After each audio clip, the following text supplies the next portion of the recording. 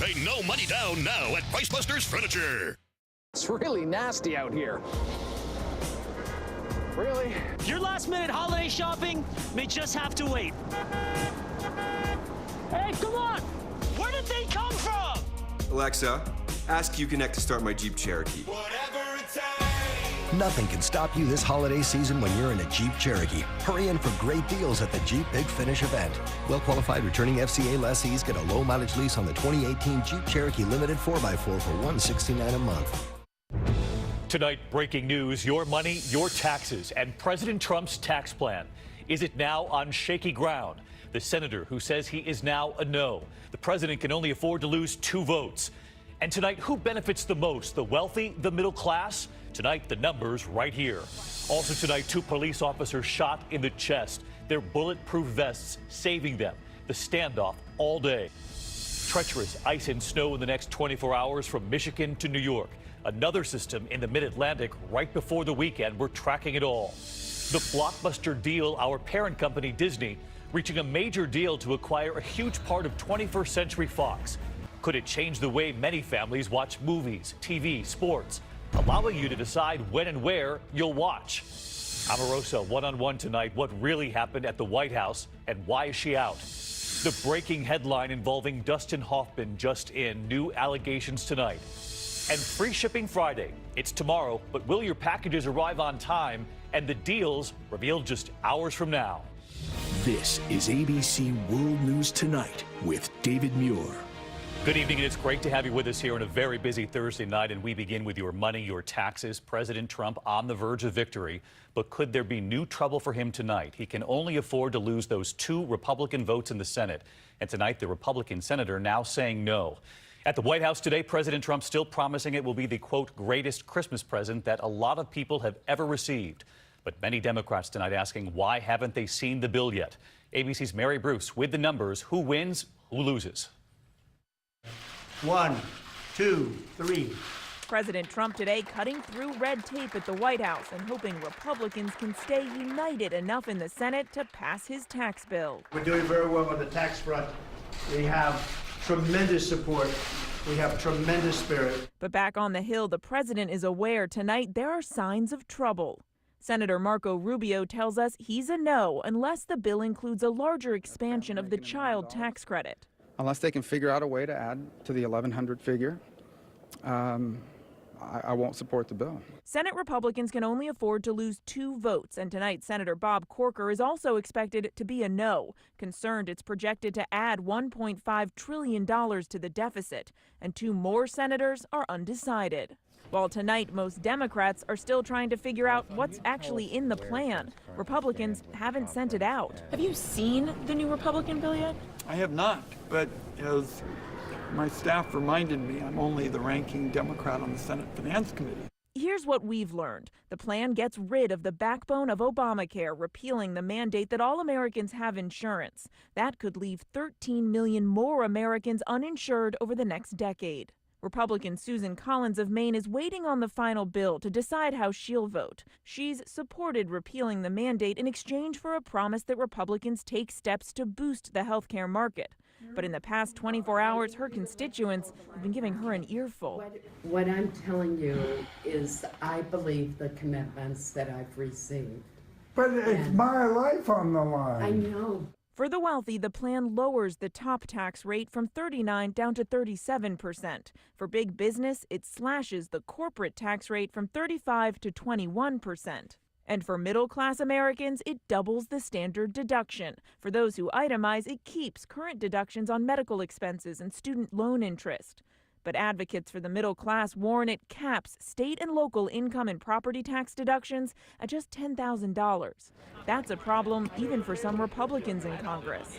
Most middle-income New Yorkers who own their homes are going to be hurt by the tax bill. The president is promising relief to the middle class, but a previous analysis of the Senate version said Americans making $75,000 or less will actually pay more in taxes within a decade. Every analysis has shown some people, including middle-class Americans, are going to face an increase. And overwhelmingly, the middle class will get a huge tax break, as most Americans will.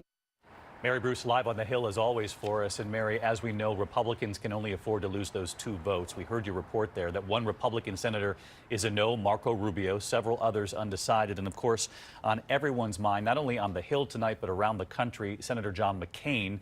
We know he's battling brain cancer. And as we reported last night here, he's at Walter Reed.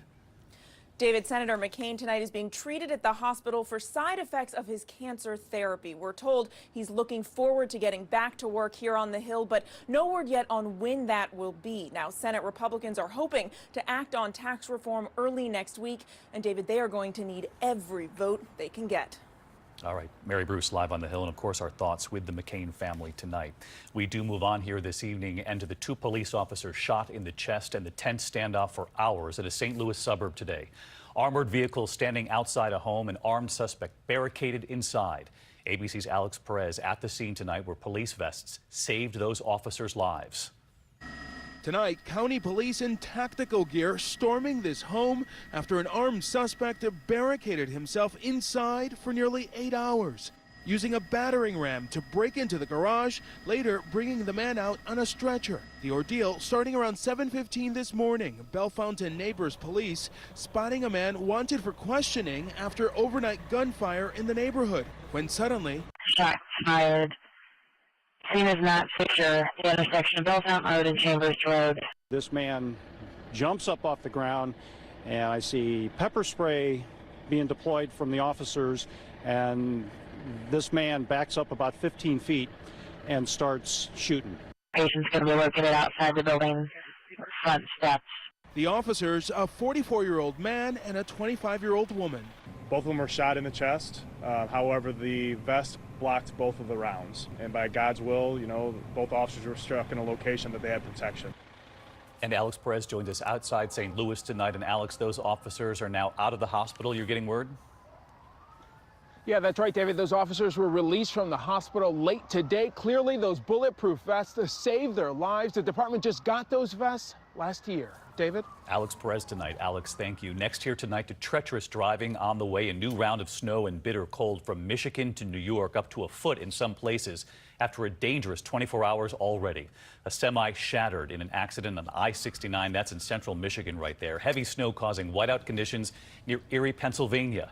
Wind chills plunging to single digits in the Northeast, another system behind it, and another storm hits the Mid-Atlantic tomorrow as well. Meteorologist Rob Marciano tracking it all again for us tonight. Hey, Rob. Hi, David. With that snow we had this morning, a reinforcing shot of cold air, so wind chills are back in the teens. And look at these numbers tomorrow. Pretty brutal in the morning. We'll see wind chills at single numbers, New York, Hartford, Boston, below 0 in Albany. We got the winter storm watches up. The lake effect snow machine will be cranking in western New York. Western Michigan could see a foot of snow in those spots. And you mentioned that coastal low from the Delmarva to Long Island to Cape Cod. Could see an inch or so of snow with that. And anything that's slushy on the roads tonight certainly going to freeze over in the morning. Could be some slick spots for the morning commute. All right. David? Careful driving into the weekend, Rob. Thank you. We turn next here tonight to that blockbuster deal announced today involving our parent company, Disney, spending more than $52 billion to buy a significant portion of 21st Century Fox. Disney CEO Bob Iger sealing the deal with Rupert Murdoch, who built the Fox global empire. Tonight, how this deal could change the way many families watch movies, TV, sports, choosing when and where they'll watch, and the list of choices suddenly multiplying. Here's ABC's chief business correspondent, Rebecca Jarvis, tonight. Tonight, it's the blockbuster $52.4 billion deal that expands Disney's universe from childhood classics like Frozen, Let it go, let it go. Finding Nemo. Have you ever met a shark? No, and I don't plan to. And the Star Wars legacy. To include Fox franchises with broad appeal like The Simpsons and Avatar. For superhero fans, it could mean big matchups ahead, like the X-Men and Fantastic Four with Marvel. For sports fans, it also enhances ESPN's offerings, adding 22 regional sports networks. But perhaps most significant for the future, it gives Disney a majority stake in Hulu and lays the groundwork for Disney's own streaming platform in 2019 for tailor-made viewing. All with the aim of giving American families what they want, when they want it. Disney CEO Bob Iger announcing the historic agreement with Fox's co-chairman Rupert Murdoch. The consumer, not only will they be getting more great content, high quality content, but they'll be getting it in ways that they demand. And Rebecca Jarvis covering this all day long. We know one piece of the Murdoch empire not in this deal is Fox News. That's being spun into a separate company that will be led by the Murdochs. Curious, though, all day today how President Trump would respond to this blockbuster deal, and the White House responded. That's right, David. Sarah Sanders was asked about this today at the briefing. She said President Trump called Rupert Murdoch at Fox to congratulate him on the deal, and President Trump believes this could be a great thing for jobs. David. Rebecca Jarvis with us tonight. Rebecca, thank you. We turn next year to fiery moments at a meeting in Washington as the FCC voted to repeal what's called net neutrality, rules that were designed to ensure equal access to the internet. The move will allow internet providers like Verizon and Comcast to block or slow down what websites customers see or favor the websites of companies that pay them. Net neutrality treats the internet more like a utility and guarantees equal access, but opponents say those rules stifle competition and innovation. The 5 FCC commissioners split 3-2 to repeal those rules. It's painful for me to say this, that this is the new norm at the FCC. A norm where the majority ignores the will of the people. That it is not the job of the government to be in the business of picking winners and losers in the internet economy. We should have a level playing field. The repeal won't take place for several months. Several states and major tech companies tonight say they will sue to try to stop it. Next tonight here, the latest White House staffer to depart, Omarosa, a former contestant on The Apprentice, fired on that show 3 times. This time, she says she wasn't fired, but that she resigned during a conversation with the chief of staff in the Situation Room. Here's ABC's Deborah Roberts, one-on-one. ABC News sources say she was fired, escorted out of the White House. But today, Omarosa Newman telling me a very different story. So you're saying you resigned, you weren't I fired? resigned, no. This was a conversation that I had with General Kelly, one-on-one, in the Situation Room. In the Situation Room? Well, you know, yes, that's the most secure, private place to have a conversation like this. Was it a tense conversation? Absolutely. I talked to him about some concerns that I had, about issues, about one very urgent issue and pressing issue that would affect the president. And so urgent and pressing issue? Absolutely. That would affect the president Absolutely. in a dangerous way? In a big way. So what is that urgent issue? She declines to say. Reporters pressing President Trump. I like Omarosa. Omarosa is a good person. Thank you all very much.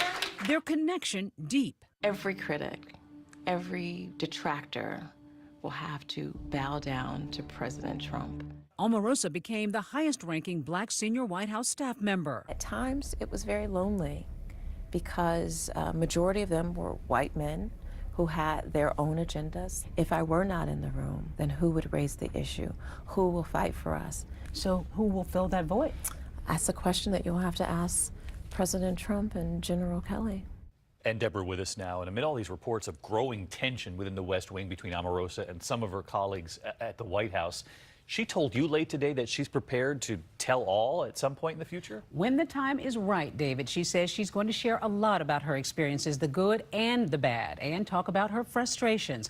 Like her boss, the president, she's pretty good at keeping us in suspense. All right, Deborah Roberts tonight. Deborah, thank you. Next here, the White House revealing that President Trump spoke with Russian President Vladimir Putin today. Earlier today, at Putin's annual end-of-year news conference in Moscow, he was asked by our chief foreign correspondent what he thinks of President Trump's first year in office and what he thinks about the Russia investigation into meddling. How he responded to our Terry Moran. The Putin press conference, an annual spectacle. 1,600 reporters, hours of Q&A. We made our way inside this morning. Putin arriving to a fanfare, calling on reporters, many waving homemade signs, including us. And then we got called on. ABC News, please. What is your assessment of Donald Trump as president after 1 year? His answer echoing President Trump's own claims. Objectively, Putin said, we see some serious achievements accomplished during the short span he's been president. Look at the markets, how they've grown. This attests to the trust investors show in him. I followed up on the connections that investigators have uncovered between the Trump campaign and Russians close to the Kremlin. How would you explain that to Americans? You know, all of this has been invented, made up by people who are in opposition to President Trump, Putin said, adding a parting shot. It's all just spy mania. And Putin also took a shot at Americans who suspect